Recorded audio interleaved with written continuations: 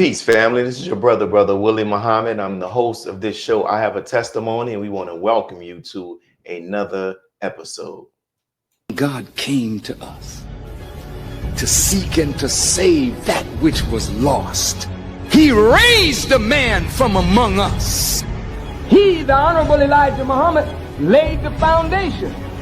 What I'm doing is something that comes from him through me, and the thing that he uses in me to do the work is my faith in him and the word that he taught.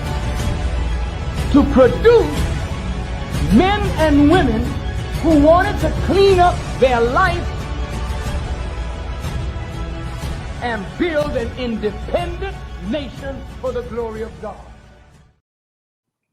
Welcome, family. And as I said, thank you for tuning in to another broadcast of I Have a Testimony. Now, if you've been watching this year, the first show that we did of this year, we had our brother, the student minister of the mosque there in Compton, California, Brother Mustaqim. I hope I'm pronouncing it right. If I'm not, my brother, please help me out. In New Orleans, sometimes we're known for butchering up names, right? I'll tell you some stories.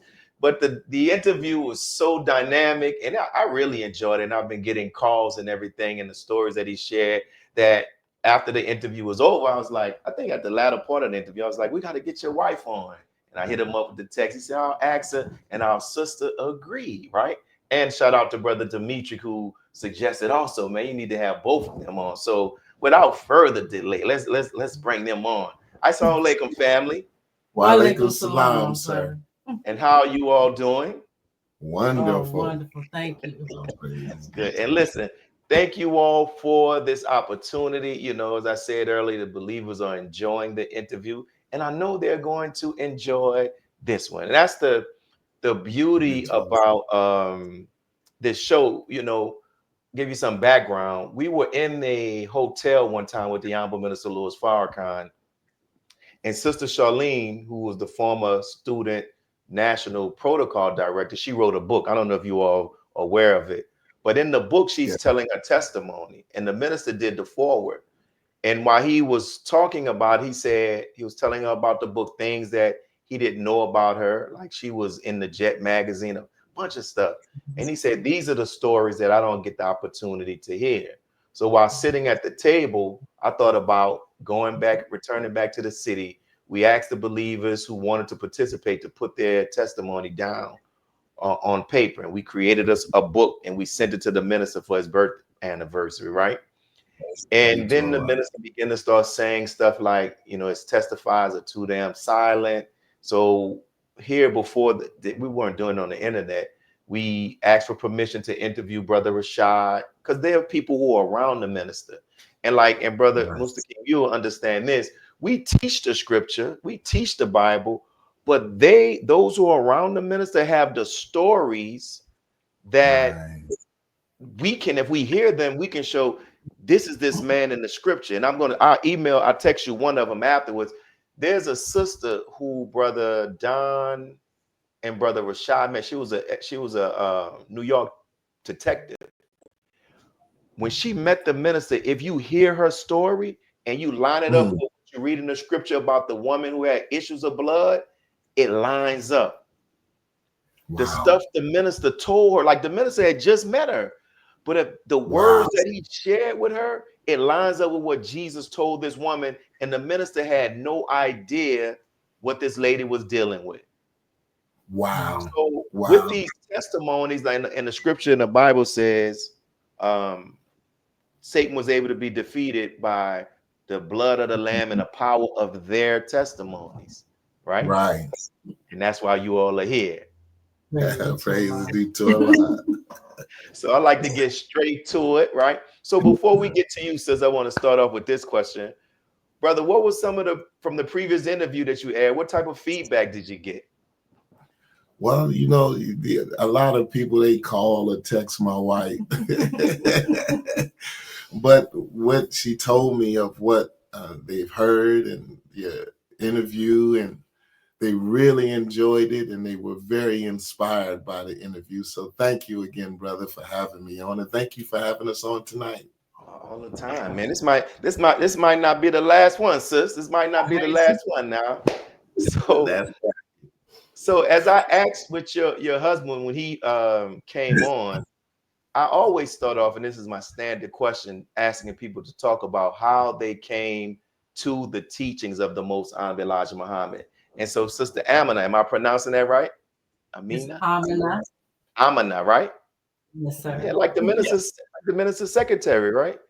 Sir, Amina. I'm a good company, praise be to Allah. There you go. So, what? Tell us your story. How did you come into the nation? Well, I've always had people come into my life that may have been in the Nation of Islam, so I was aware of it. But being raised in the church, I was like, okay, whatever. I didn't want to really hear anymore because we saw different views of uh, what Islam represented or how it was taught to us. So my introduction was early on as a teenager, but when I moved to Baltimore, Maryland, from California, I had a kind of stretch in between. I went to Kentucky, and then my last stretch was in Baltimore before we went to Indiana, correct? right. And so one day I was actually driving home to pick my daughter up from daycare, and I saw a bunch of brothers in bow ties, and they were all just streamed up and down the street. And I'm like, oh, what is going on? I was just so excited, but still not understanding like the dynamic of what was happening. And it wasn't until years later I found out that the minister was actually in town in Baltimore at that time. But my true introduction and getting a clear understanding was through my husband. He had started going to the bookstore, was that Respect for Life? Yes. Respect for Life bookstore. And so subtly he would bring me a little literature. First, he started off with chocolate chip cookies from the bookstore. And then he introduced me and would bring the Women of Islam series by Mother Tainetta Muhammad, may Allah be pleased. And that's how he was introducing certain things. And we went on in our journey, and I saw a brother who was at the store, and he was actually selling waters. And what was our former secretary? Brother William, and it was another Howard. Brother Howard is who I met. And so I think my husband was getting the information from the bookstore. It was in the parking lot. The brother was like, I'm selling waters. And then, by the way, here's a invitation to the mosque. And so I'm reading all this, and I'm like, okay. So I came home excited. I'm like, honey, I ran into a gentleman at the thing, and you've been giving me these books. So long story short, it goes on that we began to go to the different seminars in the city. And they had one in the what's the university? Martin I'm sorry, University. Martin. He has to help me because my memory. But Martin University. And the brothers and sisters were there. And at that time, it was Brother Nuri, who was known then as Brother Damon Muhammad. And they had other panels, speakers, but that captivated me. And when the sisters came in their colorful garments, I was just so, just taken aback that even after I came in, I wrote a poem about that experience. It was just so profound to me. And I remember in that seminar that day when they did the breakout sessions, I told my husband, I want to go where he's going. I want to go where Brother Damon's going. So we sat in on those sessions. And from there, it just grew on me. And like he said, he was going at first, and I was like, nah, I wasn't into it. Again, in the church, you're like, everybody else is in error with their ways. So it took some time, but the day I got up and decided to go, that was the end of it all, or the beginning of it all, I should say. And I never stopped since. Brother Nuri was dealing with something that was really affecting me at the time. We're young in our marriage and certain things are going on. And he began to let us know who God really is, and, how profound he is and how he can help us in our life. And from there, he touched on, just different aspects of life that I was dealing with. And it was just the time. And from there, that was it. And again, like we said, interview from that day to now, I haven't stopped. Praise be to Allah. Anything you want to add, my brother? Oh no, I'm just happy, man, that Allah has blessed our lives. and allowed us to continue our journey in Islam together. Yes. All praises due to And Allah. you all have been married for how long?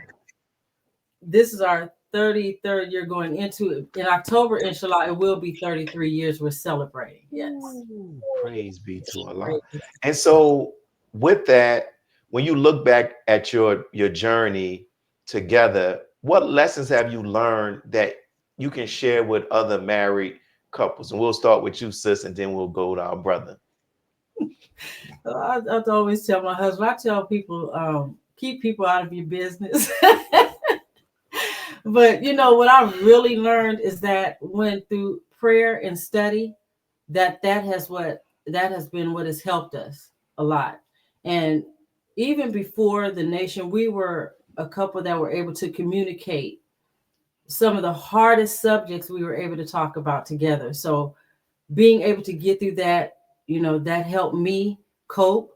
And then again, when I came into the Nation of Islam, knowing how we've been destroyed as a people, and the teachings gave me an answer to everything I needed and what I was going through.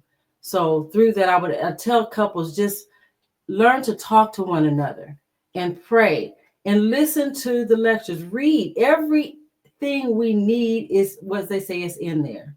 So that's the advice I would give.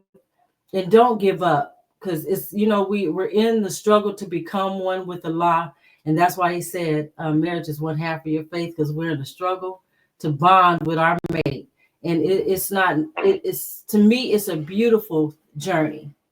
Some struggles come and things happen, but overall, when I look at the big picture, we've had some awesome times together. Praises So just due to stay in Allah. there, hang in there. Praises due to Allah. What do you say, my brother? Well, I think, you know, for me, I think, you know, the journey of faith is the type of road that you have to be committed to. And I think one of the things that I enjoy about being in my Nation of Islam and my journey with my wife and my faith is from day one, I never compelled her to be my wife in Islam. I always wanted to show her the example of being a Muslim.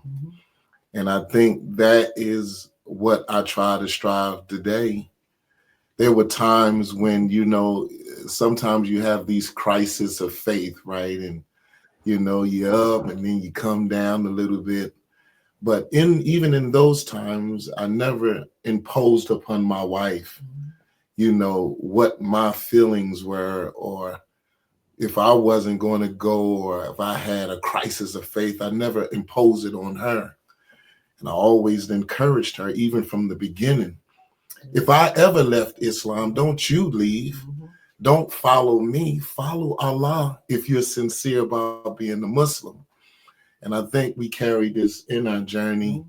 And I think this is what keeps us strengthened in our journey in Islam together. That's beautiful, man. And listening to what you all said is bringing to mind a video I was watching online with this couple. They're kind of like marriage therapists, and they do something that's called like a love lab, where they analyze and studied, like, I think they said over 4,000 couples, right? And one of the things that they talked about, and your wife mentioned, as if you listen to what she was saying, she highlighted also like the good, right? And a lot of times, and sometimes in marriages, people begin to start focusing on the difficult times, and they focus so much on that, don't realize, no, we've had some good times too. And they did a study that showed, like, for the couples that ended in divorce, those are the couples like that for every, like, they basically would they focused on more of the negative experiences that they had in their marriage than the good ones. Right. And when both of you all are talking about Allah and that stuff, and y'all smiling with each other, y'all look like teenage lovers, man. All praises due to Allah. It feels that way sometimes. It really does. That is good. That is good, and is a blessing to be able to interview you all so other people can see it. You know, I heard the Honorable Minister Louis Farrakhan say this. He said that every problem that we have in our nation, the solution is in our nation. That's right. That's right. It's in the people. So Yes. as we transition to this next question, as I was interviewing your husband, he talked about how he was given a holy name, right? And he Yes, was sir. actually at the facility at the event. I don't know if she was there. She wasn't, right? No, No, sir. no, sir. She And was that's home. interesting. So the minister bless you with the holy name. Just talk about. There's gonna be a bunch of questions in one, so please forgive Yes. me. Like, how did you feel when you got word that the Honorable Minister Louis Farrakhan is giving you a holy name and the meaning of your name? Okay. How it happened was amazing. He gave me a call after the meeting with the minister, and he said, all he said was, "I need you to put on your prayer robe, and I'll be home." And I said, "Okay." So I followed. Okay, this is what's going on. I'm gonna do that. Maybe we're gonna have prayer. Maybe he got so much information he needs to just pray about it so he can, process it. So when he came through the door, I was, prepared for prayer, had my prayer rug out. And he said, "I just wanted to let you know that the Honorable Minister Louis Farrakhan has given you the name of Aminah Muhammad." And he said he wanted me to let you know it's spelled like Aminah, but he wants you to pronounce it Aminah. And it's the name of Prophet Muhammad's mother. And all those intricate details are so necessary. And he took his time to make sure he relayed that message properly. And once he said it, all I could say is a prayer rug was necessary, because I was prostrated in tears, crying, thanking Allah, thanking Allah for our beloved Honorable Mr. Louis Farrakhan, and the Honorable Elijah Muhammad. It was just so overwhelming. And to not even be there, and it's by him following instructions, because I said, "You make sure you tell the minister." I sent the greetings to him and mother. So he did that, and from there I'm just so grateful and humble. And my name is so many things, but this particular is faithful, trustworthy, and friend. Yes. And when I looked up different derivatives, you can really just say it's all in him. So all in Allah. Yes, Wow. sir. And that's and when you look at your name and the name and the meaning that he gave you, most of the times, like, the minister is interacting with people, he's observing them, and he gives them the name. When you look at it and he gave you, do you see the attributes in you? Yes. Yes, I have to say yes. If he Do you saw it, see him? I have to wake my eyes up and see it for myself. Sometimes we try to say, "Oh, I can't, I'm not that," but we grow into things, and he saw and he knows. So I'm just grateful. Yes, sir. Do you see the attributes in your wife, my brother? Oh, every day. And this is the truth. And I'm very honest when I say this. I know that my wife strives to be a Muslim. It is not nothing that she pretends to do. It's something that she strives to do every day. And I can say that with total honesty and truth. When the minister was giving her name, he first asked me, "How long have you been married, son?" And I said, "Well, around 27 years, sir." And he looked up, and then he came down and he said, "Oh, she has been very patient." That part, yes, that part. And he said, "Tell her to wear the name of Aminah Muhammad, and to tell her it's spelled Aminah, but I don't want her pronouncing it that way. Tell her I want her to pronounce it Aminah Muhammad." And as I told you the other week, man, I was crying, because I didn't know I was going to get a holy name. And I sure to God didn't know that he was going to bless her with one. But that is what he told me. And may I add something to that? Because he did bring it out as far as she's been very patient. And I want it to be understood. Sometimes people see the person I'm with and say, "Oh, she's been very patient with him." But the minister sees a broader picture. There's so many things and aspects in my life of things that I have been through that, I've been patient and he just sees beyond that, the surface of what we may see. Right. Like I said, I wanted to just seem like, oh, because people have known my husband from the past and certain attributes he carried, but you know, I saw beyond that. It wasn't just surface of him being patient with my husband, being patient in life, in this journey that I've been on in Islam and throughout my life. So yes, sir. And that's like, and it's interesting because prior to that, I would imagine you've met them. Have you met the minister before now? You met him now before, right? Oh, yes, sir. Yes, I did. But prior to you being given a name, you hadn't met him. I met him that one time, and that's a story all by itself. Okay, yes, well, I have a testimony, so hey, but I'm that's my listening. testimony. Yes. Okay, you ready? You can share it.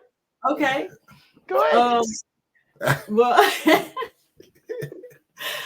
I was as he had mentioned before, that was, I think, that was the sisters captain in Indiana, and we put on a big hosted an event for the minister. It was during the Millions More movement. Millions More movement. So we were on the grind. You know, that was when we was told to try to get people registered to vote, and we was just doing so much. And I believe at that time I was working, and Brother Nuri had called, and he was like, the minister is here at the mosque. This is on a Friday. So no, that was Thursday. I apologize. Thursday. So I'm racing over there. By the time I get there, the minister's gone. So I'm like, okay, let's keep going. So the next day we host dignitaries and different ones at the mosque. There was a Q&A with the minister, and he's had an intimate setting. So I'm there again, but I'm getting the sisters lined up for post assignments and everything. And I'm standing in the back of the mosque. So I'm able to go in and out. And again, the meeting was over.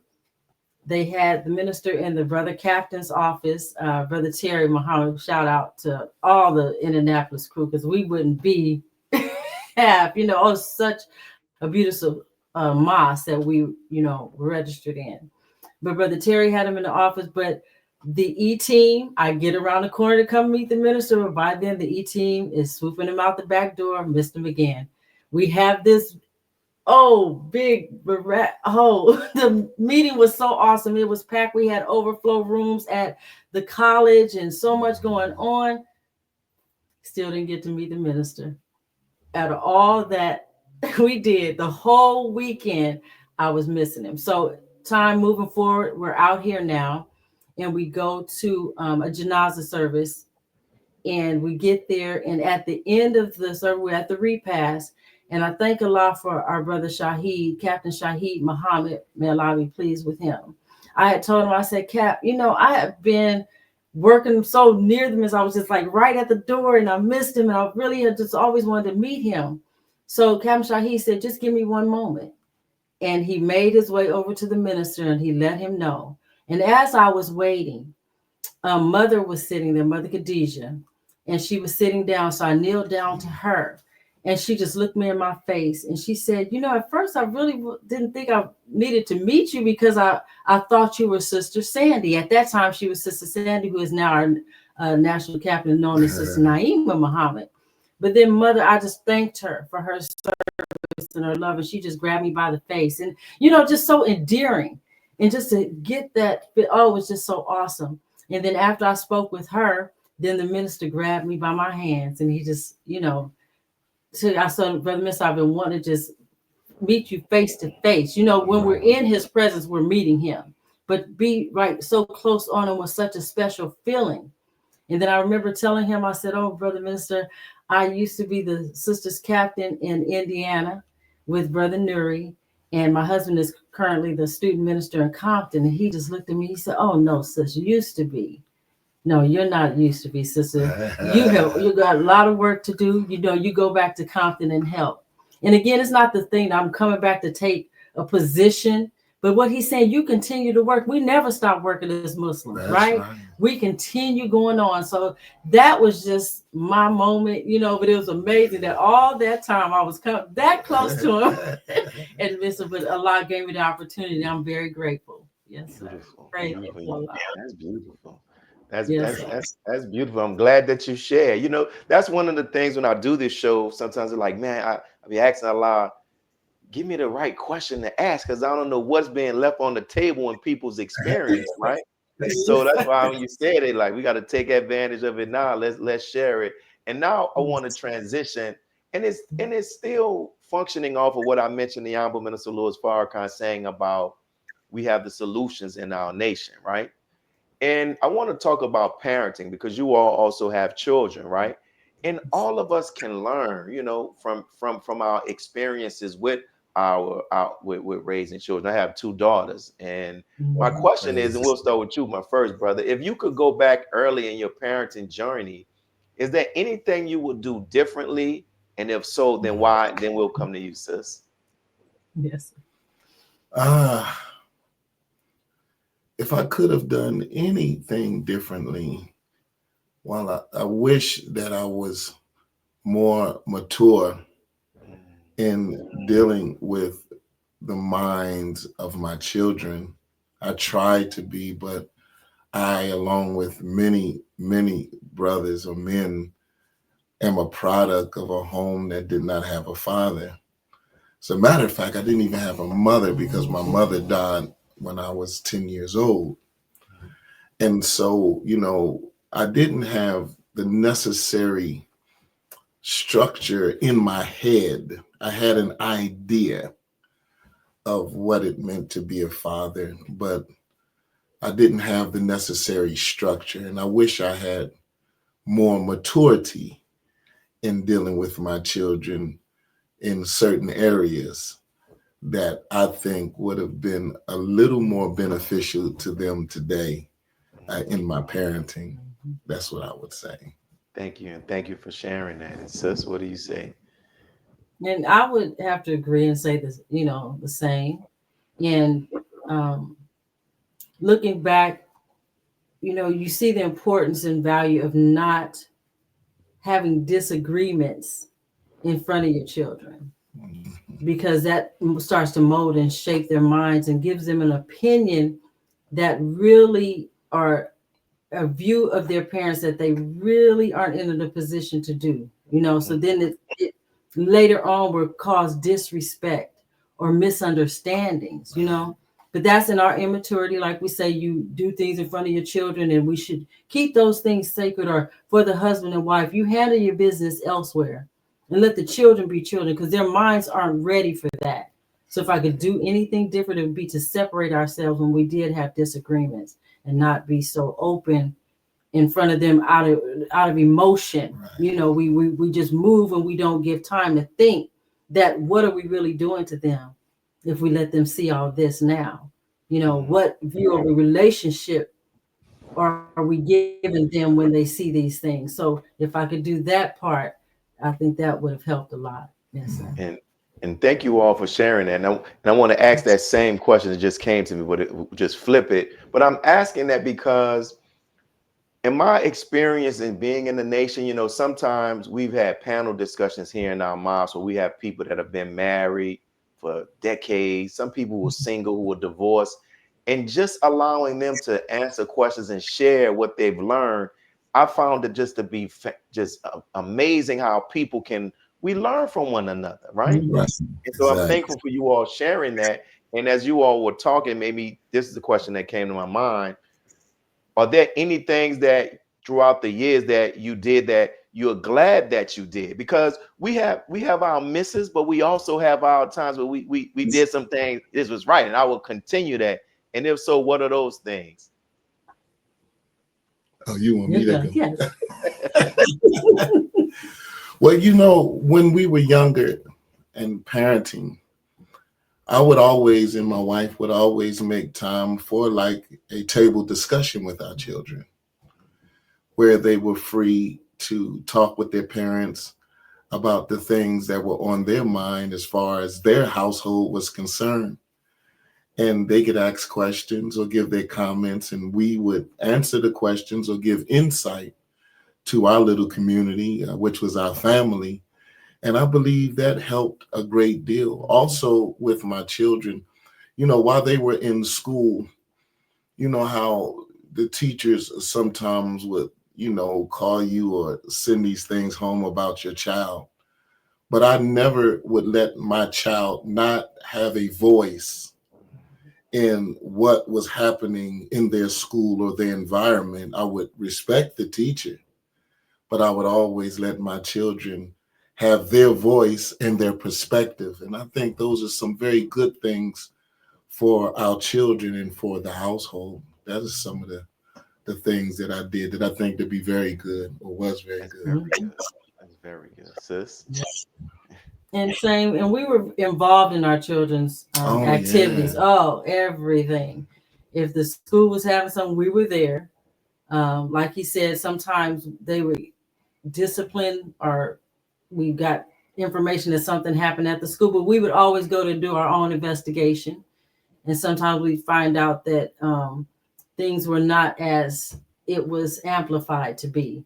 And we get that corrected, but always involved. Whatever they were in, we made sure we gave them the utmost support, transported them everywhere, and participated sometimes as volunteers. So, just being involved in our children's lives.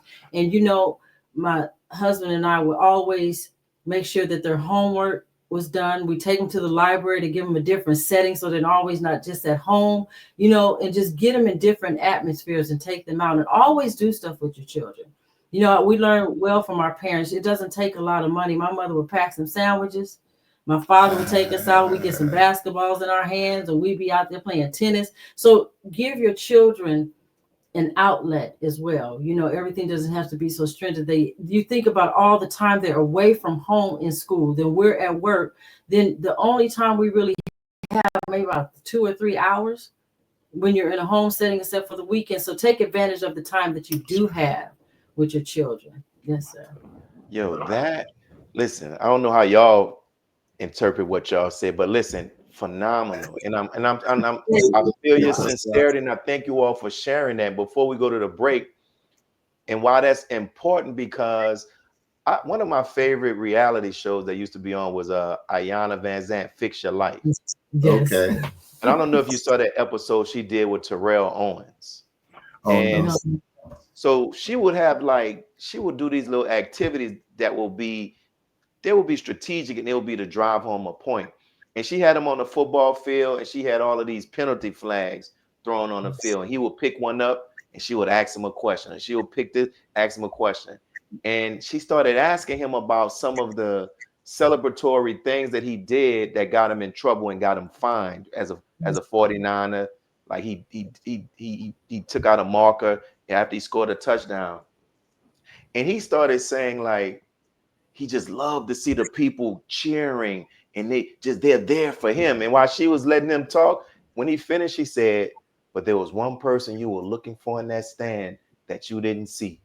He said, and he said, who was it? She said, who was it? And he said, his father. And the tears just start coming down. And so, like what you all are saying, just being there, because I'm be honest, sometimes, like as Muslims, some of us think that we don't need to be at these events for our children. You need to be at these events for your children. That's real. Yeah, so thank you all for sharing that. So we're going to go to these quick announcements, and then we're going to be right back. I'm enjoying this interview. Y'all might be talking. We enjoyed it too. Thank you so much. Because you're putting on my mind a desire that I had. Like, I want to get some couples, and we do it online where we can talk specifically about parenting and just share out what we've learned, the good, the bad, but because people will benefit from that, right? So we're going to come right back, and we're going to get into these announcements. We're going to be right back with y'all. Right, here we go. So thank you all for those who are tuning in. And as always, we want to just go through these brief announcements. If you have a business, anything, some promotion that you want to do, and you want to take advantage of utilize, I would say, our audience here, and those who watch the videos on replay and that stuff like that, reach out to us, and we have some very affordable packages that you can actually take advantage of. So send an emails, DM me, whatever, on social media, so we can get with you with our team. Also, if there are any people that that have a testimony, and I would say this, dear family, sometimes some of us may feel like we don't have a testimony because we didn't go to jail, or we didn't come out of a gang or whatever. Nah, you have a testimony.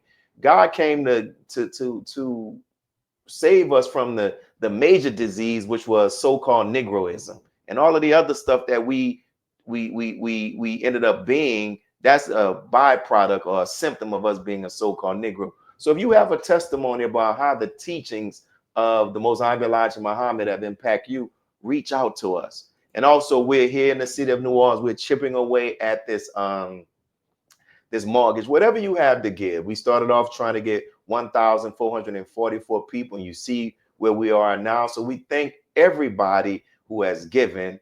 We would greatly appreciate it. So now let's get back to our guests. And dear sister, thank you all both for the donation that you all gave. We are greatly appreciative.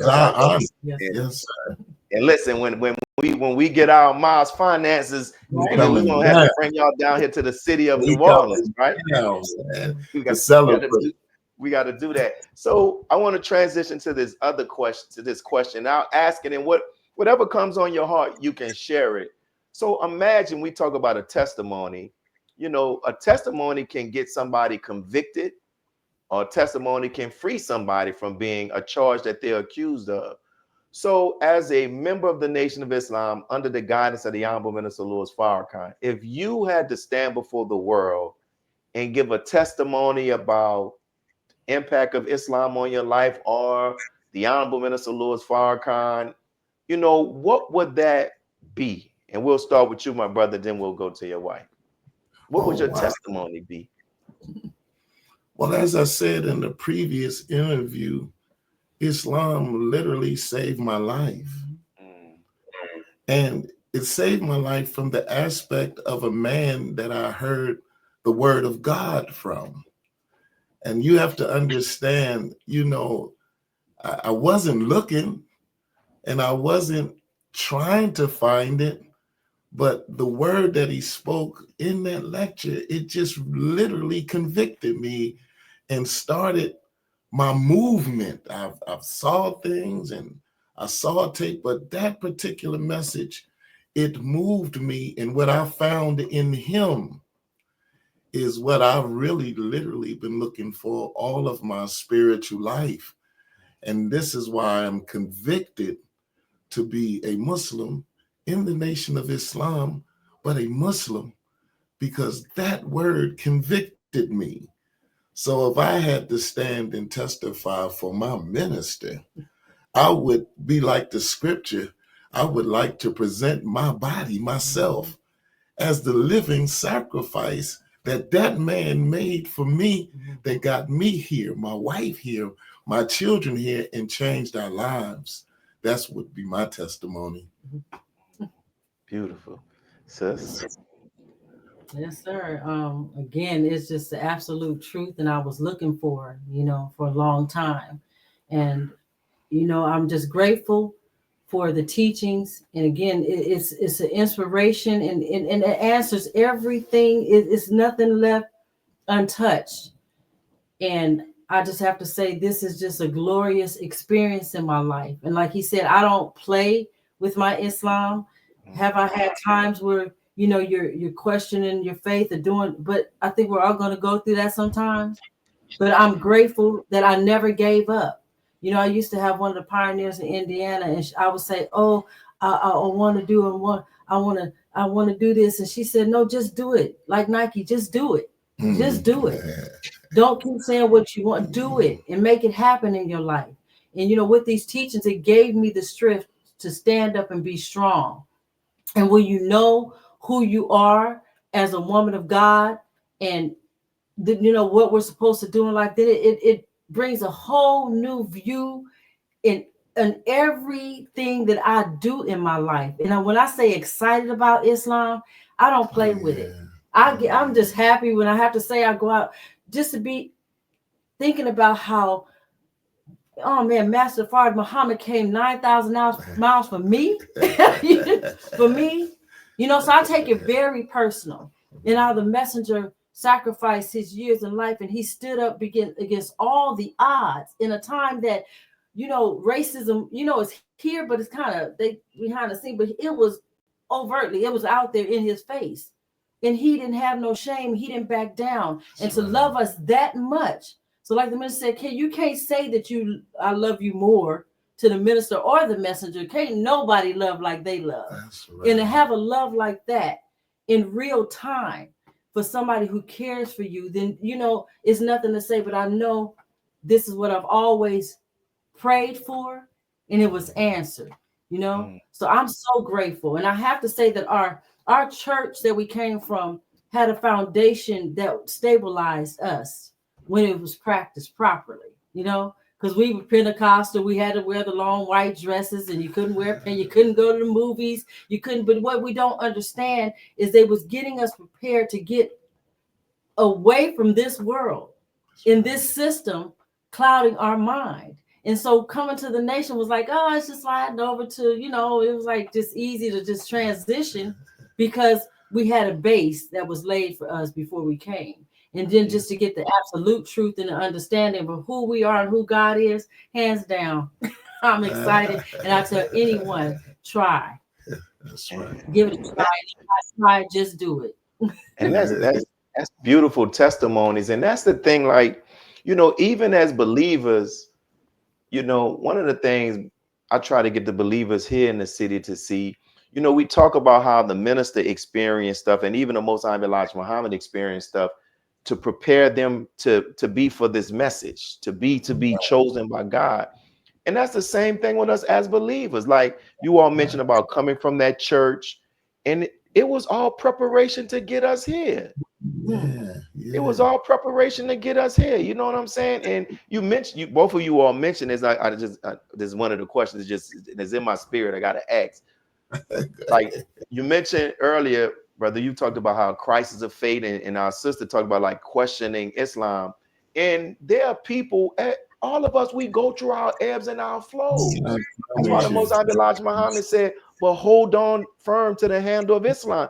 If you holding on firm, that means sometimes we won't let this thing go, right?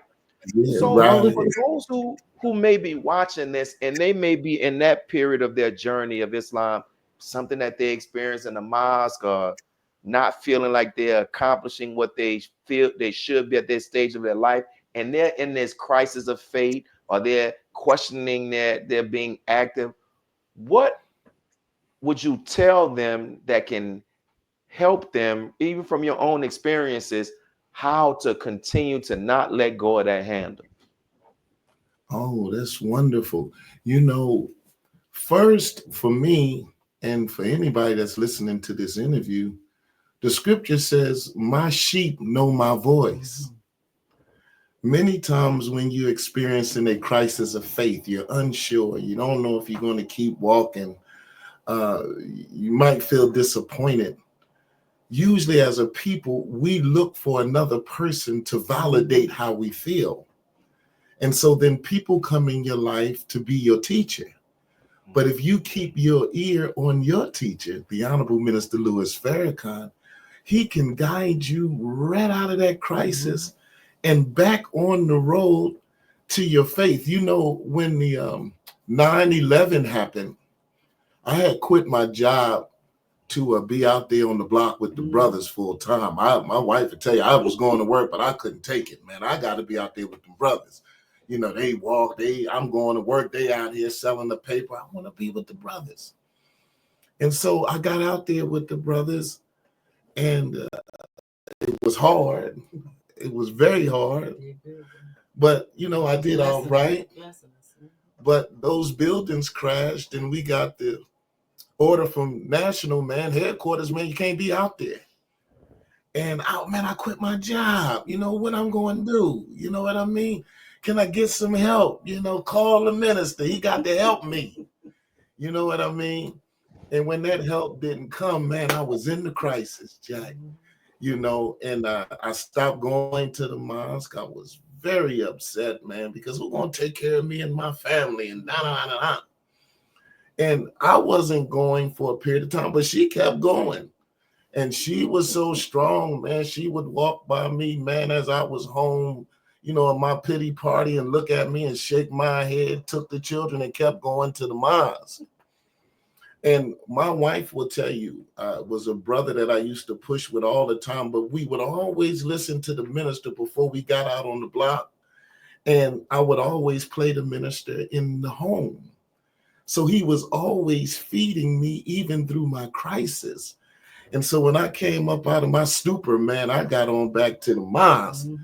And because my minister was teaching me, man, and he was whooping me in the word, and it took me back on. Long story short, whenever you're going through a crisis of faith, man, keep your minister. Mm-hmm. The Honorable Minister Louis Farrakhan. Don't get no sub-minister, mm-hmm.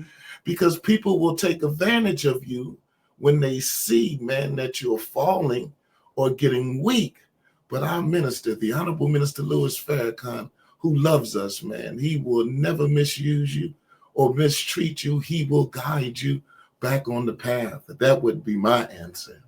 That's a beautiful answer, man. And thank you for that transparency and sharing that. And it's going to help other people as well. And what do you say, my sis?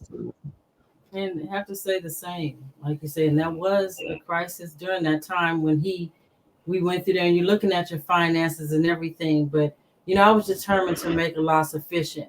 And I knew that he would answer. And not to say that I handled it all the best, but, you know, in the back of your mind, you're going to have times you're going to go close yourself off and cry or do what you have to do and just be wondering. You know, and sometimes wondering leads us wandering on, you know, crazy places and thoughts.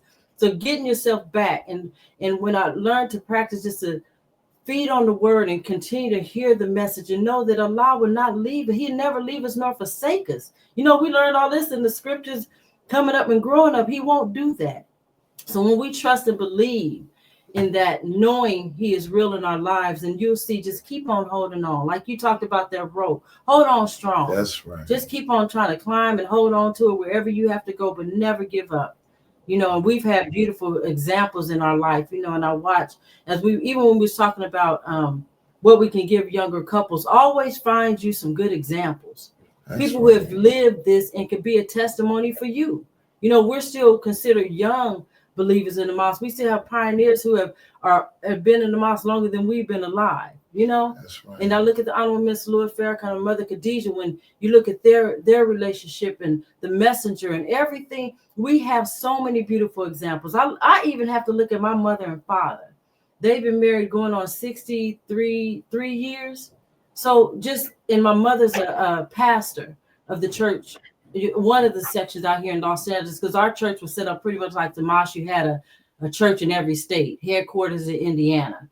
But just to see just her faith, my mother, it's hard to shake it, you know. She just keeps on moving. And I just think a lot, even my father, they're strong. And we come from a family of what can we say, in the religious way, we have pastors and preachers and so ministers and whatever. So always tap into somebody you know that has strength, that somebody's going to give you a word of encouragement and not discouragement. So stay strong and always keep your eyes focused on Allah and his messenger and the minister. Beautiful. Listen, got to clap for that, y'all. And I'm telling you why, because, you know, because how your transparency, because we all like we go there sometimes, right? But the blessing is we didn't stay there.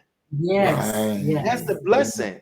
And I try to tell believers, like, you look at the history in Prophet Muhammad in the Holy Quran. I forgot the surah, but there's a surah where God is telling the prophet, was I not with you when you were an orphan? Did I not feed you? Because the prophet began to start feeling like he was forsaken. Right. I have not forsaken you. And then, you know, the Jesus on the cross, my God, why is that forsaken? Why have thou forsaken me?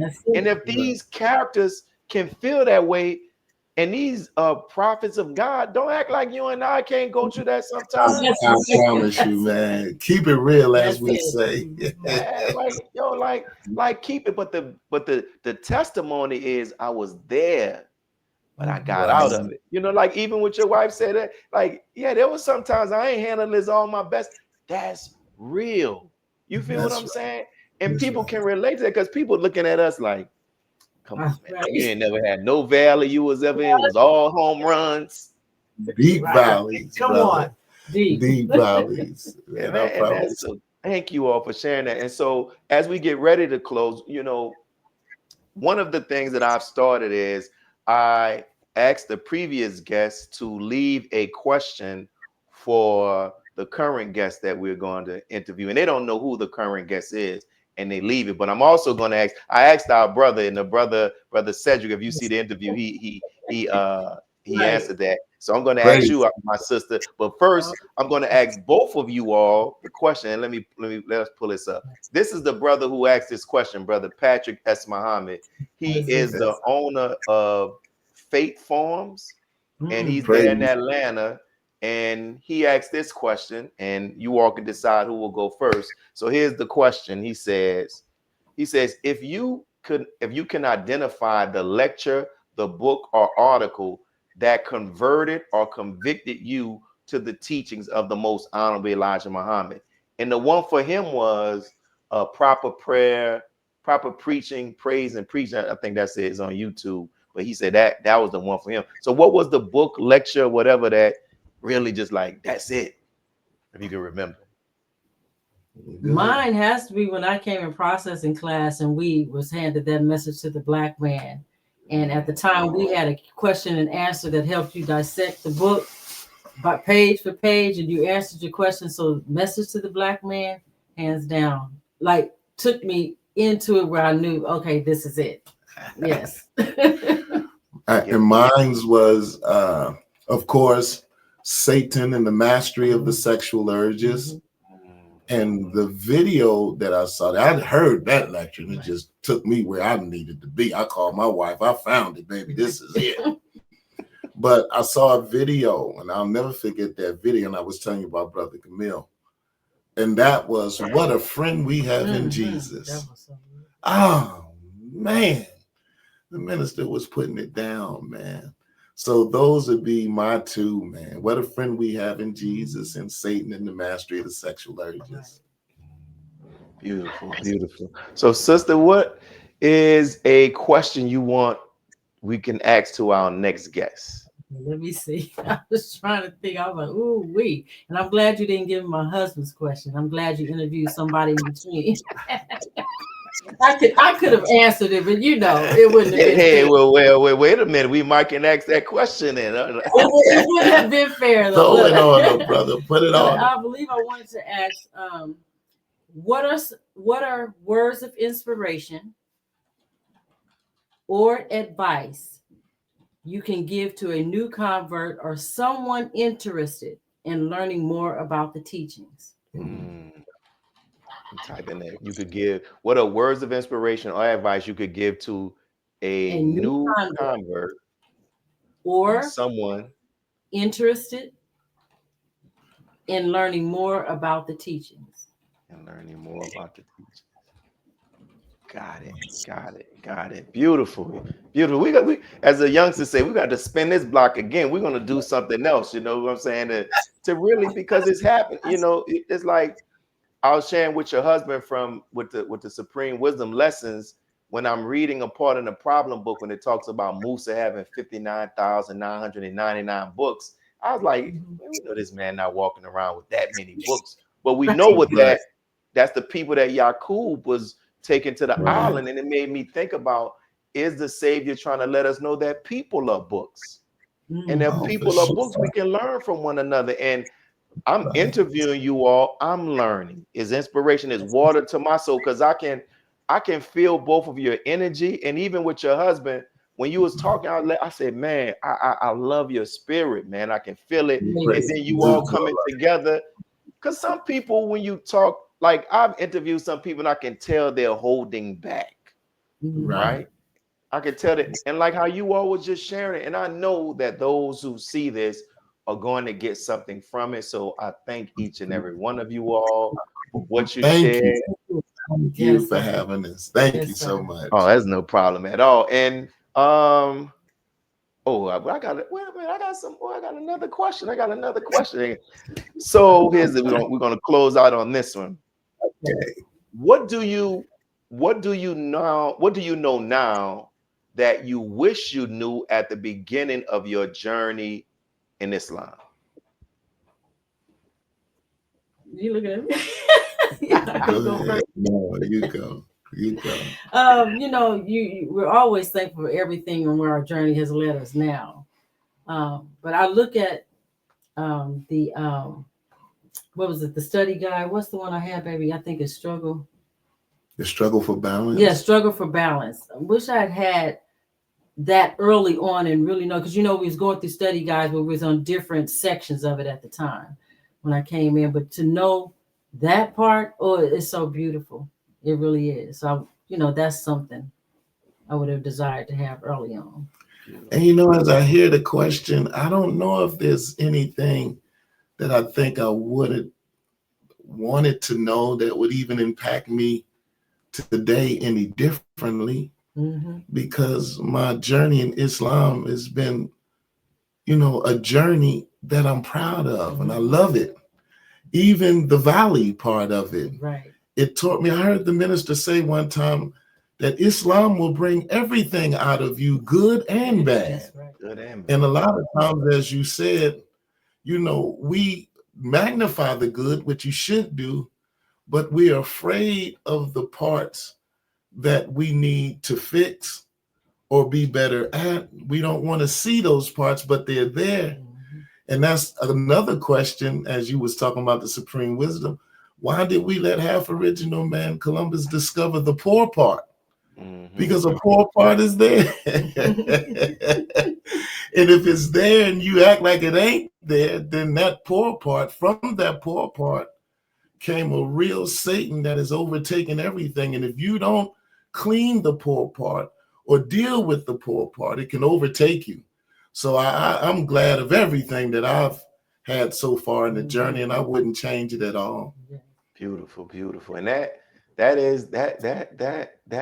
good. That's beautiful. That's what, there's a brother, he used to be in our city. He moved to Birmingham with his wife. She's from Birmingham, but he's from New Orleans, and he'll be beautiful. That's what he said. So that's how I'm just gonna say that. That's what he would say, beautiful. Everybody knew Brother Walter from saying beautiful. So as we close, was there anything that you wanted to share that you didn't have the opportunity to share? And if so, here's your opportunity. Well, I very quickly wanted to say, as we was talking about the crisis of faith, me and my wife had real crisis times. I want the people that hear this interview to understand, if you're going to give your life to Allah God, everybody's going to be trial. Brother, we've been through repos. We've lost our house. Brother, we've been in the welfare line. And this is after I've been in the mosque for many years, crying with tears in my eyes and no food in the refrigerator. But those times show you, and it showed us, what our real character was, and if we were really for Islam in a Muslim life. And Allah really blessed us. I'm telling you. Not only did he bless us to come out of that, but he blessed us with good believers that came to our aid, really without us even asking. I know it was Allah that sent believers and people in our lives to get us through the crisis. So whatever you're going through as a crisis or a thought or a crisis of your faith, if you would just hold on, Allah will see you through. I promise you. Pass the collection plate. What they be saying in the church? What about you, sister? Anything? Beautiful. Yeah, and I do want to say I thank Allah for the believers in Indianapolis Mosque, and of course, our Mosque 54, our beautiful support base. Oh, they are such an awesome group of believers. I mean, hands down. So we thank Allah for placing us here. You know, when I moved out here from Indiana, they were like, "Who?" You can choose Los Angeles Mosque, you can choose Compton Mosque. And then it only made sense to me because I'm in the house, in my grandparents' house in Compton, you know, which is now owned by my dad. And I was like, well, Compton, you know, it makes sense. So made the choice off of that, you know, because anywhere we go is home in the Nation of Islam. But I thank Allah for how he's blessed us and how close in proximity we are to our regional mosque. And we're able to convene together at times and have a beautiful meeting. And just want to add in my testimony that, you know, we stay strong because in our family, we've been blessed from our children to have we have 7 grandchildren. I count 2 of my extended grandchildren and mine. So 7 grandchildren, and even our son is an assistant minister to his dad at the mosque. So we thank Allah for him. He has a beautiful wife and children. So I thank Allah for my daughters. You know, they're no longer here, but still active in the mosque, I should say. But they're active in Islam in their own way, because no matter what, when fasting comes, they calling Ramadan Mubarak, they giving the message to somebody. Sometimes they out teach us to, you know, call ourselves really, you know, being in the work. But I thank Allah for my family and what He has blessed us with. And I'm truly happy and thankful and grateful for this opportunity. And I appreciate you. Thank you, brother, so much. Pray that Allah, you know, continue to bless you in your service. Praise be to Allah. Yeah, Allah's spirit is on you all. You all are. You can have. I'm seeing you all. You all are. The light is the word radiating, emanating from you all, from the smile and the beautiful, like the beautiful thing, like what you all what you all experience. You're still here. You're still active. Yes. And I personally believe, this is my personal belief, that when the minister gives believers names, that's Allah. Yes. That's Allah. That's Allah. So it's something that's Allah. Like that's Allah. You feel what I'm saying? That is Allah. So it's like it's one of the many rewards. Like I see you all, y'all held fast. And listen, we gonna have to do something. I'm gonna figure out how we can get a couple of couples. When we get y'all to come to this, when we get y'all to come to the city, we definitely gonna do something because it's needed, man. And I can't say it enough. Thank you for just the sincerity of your testimony. I'm telling you. Thank you for the sincerity of your testimony and what you all are sharing, because it's gonna help people. And that's what we need. All right. So thank you all. We had to get you all to the city of New Orleans. Oh man, it's gonna be our honor. Thank you so much, and may Allah bless you and the mighty believers and your beautiful family, brother. Thank you so much. I'll send them a greeting. Assalamu alaikum salam. So I hope for those who are watching this, I hope you all enjoyed this interview like I have, and it's a dynamic interview. And inshallah, you're going to see them again. We're going to have to get them back on. We're going to do some stuff. You're going to see them again. So what we're going to do now, this is your brother Willie Muhammad, and we're signing off. Thank you for tuning into another broadcast of I Have a Testimony. Peace. God came to us to seek and to save that which was lost. He raised a man from among us. He, the Honorable Elijah Muhammad, laid the foundation. What I'm doing is something that comes from him through me, and the thing that he uses in me to do the work is my faith in him and the word that he taught. To produce men and women who wanted to clean up their life and build an independent nation for the glory of God.